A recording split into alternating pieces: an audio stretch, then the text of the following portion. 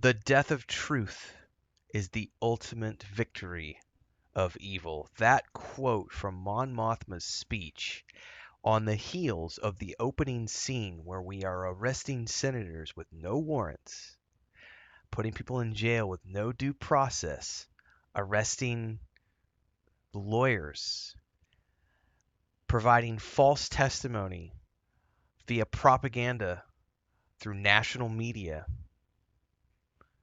Oh my God. If this I always tell people Star Wars has always been political. It's always been political. But this episode, like I wasn't sure where they were going to go after episode like 8. I was like there's got to be some sort of a Senate issue. But they went hard and they're not pulling any punches and this is it's everything that's going on right now in the world around us, and yet it's in a galaxy far, far away. And if that doesn't terrify you, it should. Um, yeah, I don't do spoiler free. If you haven't watched episode 9 yet, go away, pause, come back. Mon Mothma's speech talking about how only the madman with the loudest voice in these times silencing everyone else. So poignant, so poignant. But that speech she gave about, laying down and accepting things that aren't true just because it's easy. The death of truth is the ultimate victory of evil. Oh my God. Powerful, powerful stuff. So this entire episode was essentially about Mon Mothma finally making her stand and escaping barely by the skin of her teeth with the help of Andor, with the help of Cassian, getting off of Coruscant and heading back to Yavin, where she becomes the de facto leader of the rebellion. Um, there's a lot of other stuff that happens here, but that's essentially the core of the episode. Along the way, we have just an amazing sequence of events on Coruscant related to her escaping the Senate after she makes the speech. Originally, she plans to get escorted by some of Bail Organa's men, but Luthen warns her that that security team has been corrupted. We end up finding out that one of the individuals on that team is working for the ISB, and Luthen wants to send Cassian to help rescue Mon Mothma. She doesn't trust Luthen. She doesn't trust Luthen though is the problem because he's like she literally has this confrontation with him where she's remembering her friend that he had killed, right? This childhood friend that she grew up with because he was too much of a threat. And she said, "I'm more scared of you right now than I am of anything else." She literally tells that to Luthen's face because she's like, "The only reason you care about getting me off of Coruscant and back to Yavin is because you're terrified of what I will say if I'm arrested," which is true. I have a sneeze. Hang on. So she's terrified of Luthen because, um, and she's not wrong, but he does. I think that deep down Luthen does care about her, but ultimately he does care more about the success of the rebellion. And this is something that ties into Bix's character. I did not see that coming at all. So, poor Cassian has been through all of this, and he wants out. And he gets all the way back to Yavin, and he's like, "I'm done. I'm not going to do this anymore. I've given them all I can. I'm not anything special. I've survived on luck, and I've overplayed my hand. Um, I want to live with you. We have enough to go somewhere and live out the rest of our lives in peace and safety." And she's crying on his shoulder, telling him, I know that you believe what you say. And he's like, "But why aren't you saying anything?" She's like, "It's okay. I'm just listening." And he goes to sleep with her, and he wakes up the next morning, and the bed is empty. And she left a frickin' voicemail, well, a video mail, um, and left him. because she gives him this speech about how I believe that you have a purpose to serve, and I can't let you just lie down like that. You need to serve your purpose. We must win. The rebellion is everything.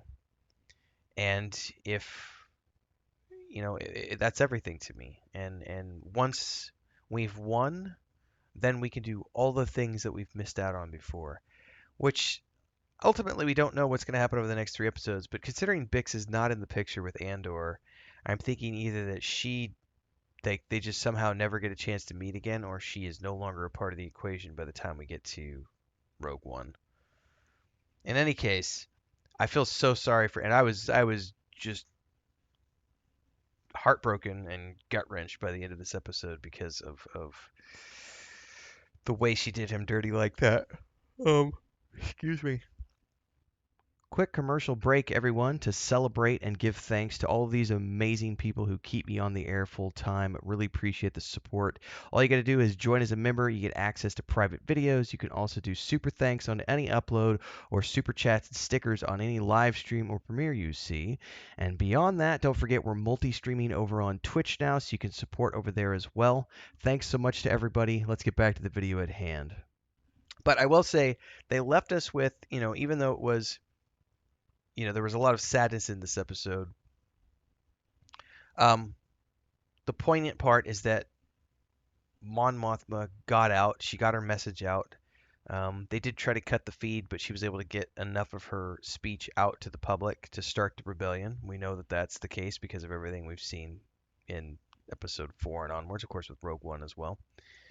Um, but on Yavin, one of the big things is the droid.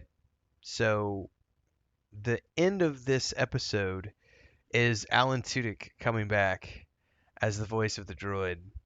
And they do this sequence where they rewire the droid and they bring it back, and Cassian's got a rifle pointed at the droid's face, and that little speech is like, "Well, I'd appreciate it if you didn't point that blaster at me." It's just so awesome. Um, I'm really curious though where they're going to go with the final 3 episodes of the show, because we only have one more year. So I would anticipate the next episode we're going to be fully into the rebellion at that point.